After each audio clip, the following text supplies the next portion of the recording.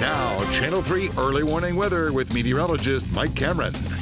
Well, it is going to be a nice day. If you have running around to do today, maybe you're going to be out there and actually fighting the crowds to try and get those last minute gifts. Maybe you're the one who's just all ready and all you need to do is sit back and just let the cakes and the cookies bake. Today is going to be a beautiful day. Let's take a look and see how our early warning pinpoint Doppler looks. You can see how it's scanning the skies dry.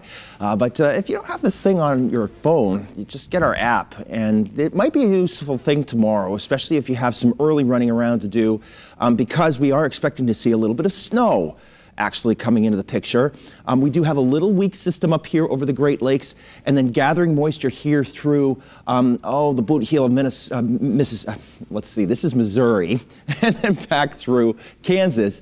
These two pieces are going to come together, and they're going to make a storm system that's going to be very weak. It's going to be very, very quick, but it'll be just enough to maybe coat the ground with snow. And of course, that hasn't happened yet. So when we take a look out there in Torrington this morning, it's still sort of a bare ground. Same thing in New London, but at least it's dry, and we've got some pretty good visibility in Hartford. Notice that you can see sort of this deck of clouds still, though. We never really lost the clouds completely, so that's why it's not quite as cold as it could have been.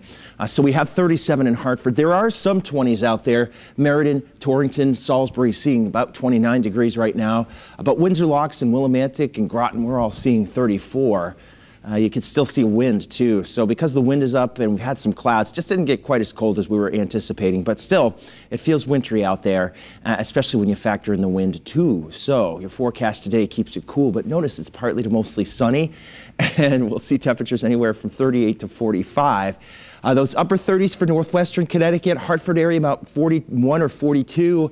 As we look towards the shoreline, that's where we might see a 43, 44, or maybe even a 45 in Bridgeport down to Greenwich. Then overnight tonight, it clouds up and we'll see some snow developing. Could be a few raindrops mixing in right along or south of I-95, but I think this one is mainly snow, and it will be a light snow that will only last probably about 6 hours, and it will be maybe even just a gathering of snow showers and not necessarily a steady snow. So here's our futurecast tomorrow's weather today, showing through 3 o'clock this afternoon how it's partly to mostly sunny.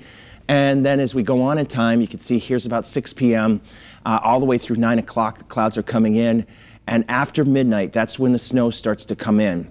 So midnight, 2, 3, somewhere around that time frame, it's snowing, at least occasionally, and it will be light. Notice how this model is picking up on the idea of along I-95 or south of I-95, raindrops would be in the mix too.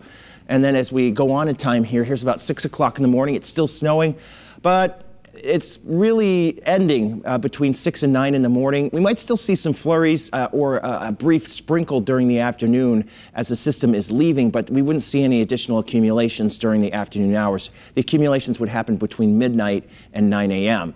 Here's what some of the models are saying. The NAM is saying maybe a coating to 1 inch, maybe a little bit over 1 inch. The European is saying under 1 inch for all of us.